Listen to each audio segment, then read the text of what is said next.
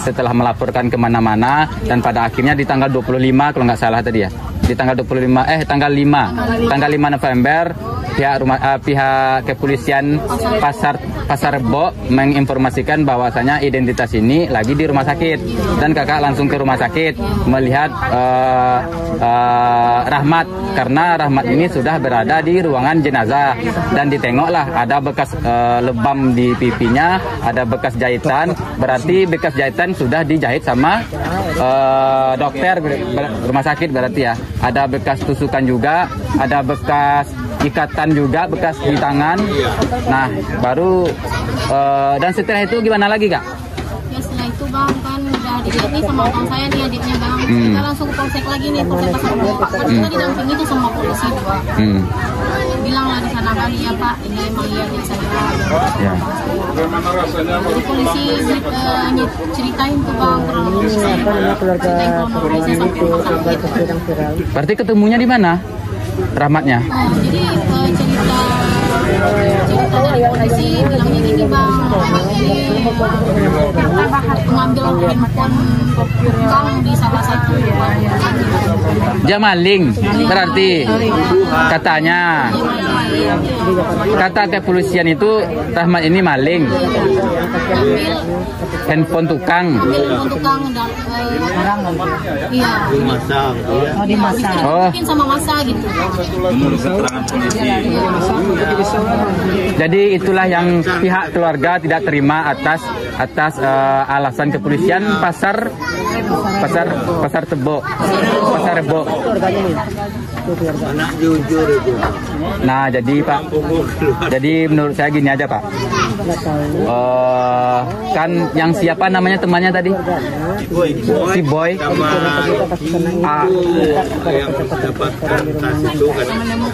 Yang menemukan tas kan awalnya alasannya kayak gitu. Dan setelah itu alasannya apa lagi? Berarti alasan kedua si Rahmat nitip tas ke Rahmat, ke Diki. Habis itu baru saya ada temannya dua tadi saya dengar. Berarti orang dua tuh. Orang dua tuh ya. Diki satu, Boy satu. Nah, jadi menurut kami gini aja, Pak. Jadi buat siapapun yang menonton video ini diharapkan untuk secepatnya menyelidiki kasus ini karena keterangan yang didapat dari keluarga bahwasanya Rahmat ini dikira maling handphone katanya dan keluarga tidak menerima alasan itu. Mungkin bisa juga Kak lebih lanjutnya mungkin bisa ditelepon temannya yang dua itu bagaimana selanjutnya ya kan. Yang penting intinya kami di sini menginformasikan kepada teman-teman semua dan sanak semua yang dimanapun berada ya kan. Mana Tuhan ada yang tahu kronologinya lebih lagi daripada kita di sini kan gitu.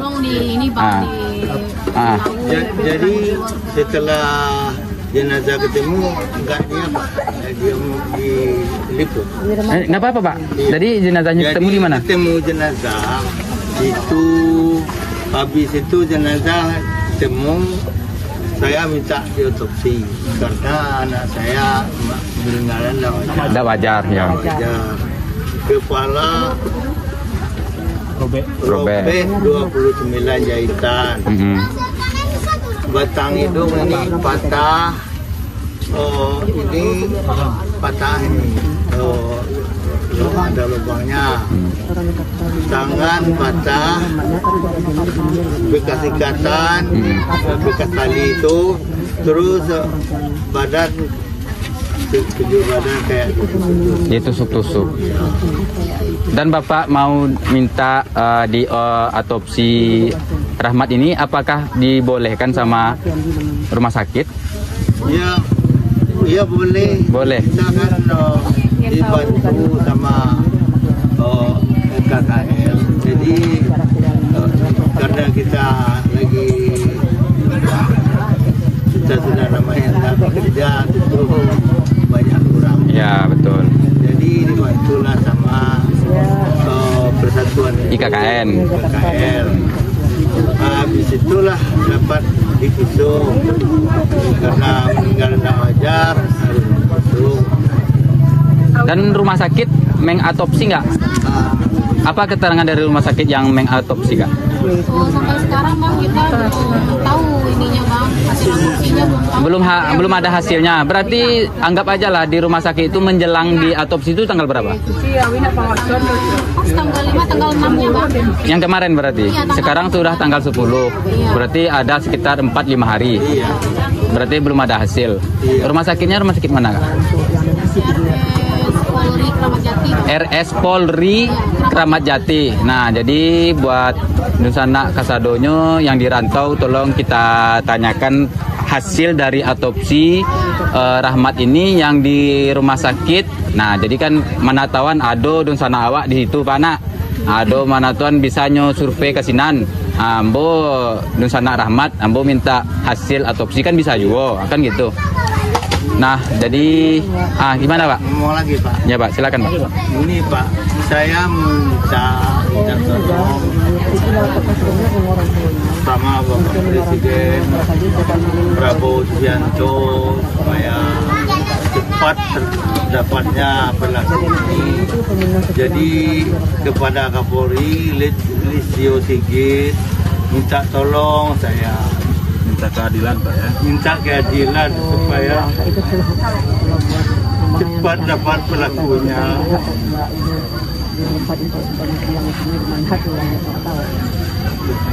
Terus Pak. Iya, cepat dapat pelakunya sesuai hukuman yang setimpal. Karena itu anak saya itu yang paling sedih itu kita tengok Pak lagi koma 4 hari.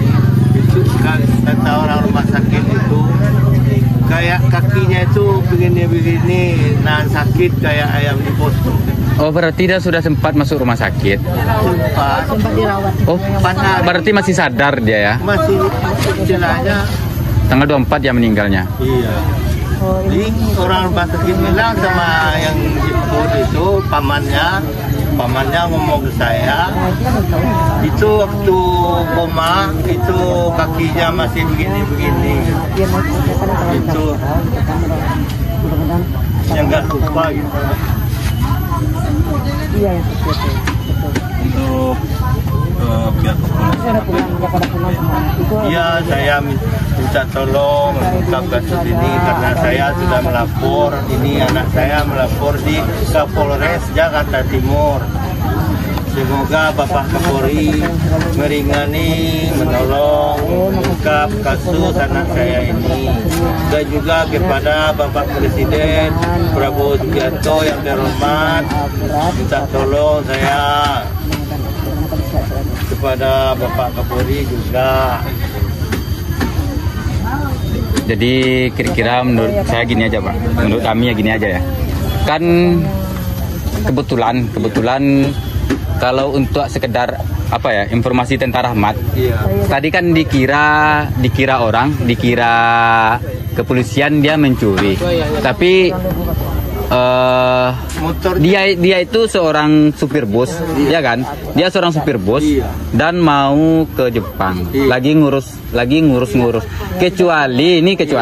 Kecuali orang pengangguran, ya kan? Nah, kecuali orang pengangguran dan setelah itu seminggu nggak makan, nggak jajan sama sekali. Nah, berkemungkinan bisa jadi tuduhan itu kita terima, kan gitu. Dan satu lagi, saya dulunya sering juga Pak berkecimpung di bidang bus ya kan. Dan menurut saya nih, kalau yang supir-supir bus itu pasti orangnya sejahtera. Ini menurut saya ya. Kenapa? Ada teman-teman saya juga yang di bidang supir bus. Nah, jadi menurut saya itu kan dia tuh kalau untuk keuangan, insya Allah kayaknya orang-orang tuh sejahtera. Nah, HP hilang 2. HP-nya aja ada. Kalau misalkan dia nggak ada duit, lebih bagus menjual HP-nya, kan gitu. Motornya juga hilang. Nah, jadi di sini kita tidak percaya bahwasanya si Rahmat ini digebukin orang karena dia maling HP, kan gitu. Nah, jadi buat pemerintah setempat yang di lokasi kejadian, jadi Bapak beserta keluarga, Ibu dan keluarga lah pokoknya meminta keadilan kepada bisa dibilang dekat-dekat lokasi kejadian lah ya. Iya. Nah, ataupun Kapolsek dekat-dekat sana ataupun Kapolda lah minta pengadilan kepada yang berwenang. Tolong selidiki kasus anak kami ini, tolong selidiki kasus saudara kami ini, bagaimana benarnya, soalnya bapak sekeluarga tidak menerima atas alasan kepolisian dari Pasar Rebo tadi, karena Rahmat ini maling katanya kan. Jadi ya dari itulah Anunya Pak, gimana? Dompet, kartu ATM, SIM itu hilang semua. KTP. Intinya sekarang identitas hilang, HP 2 hilang, motor hilang, dan kondisi fisik ada kartu ATM lagi. Kartu ATM hilang. Jadi kayak bekas luka di kepala ada 29 jahitan.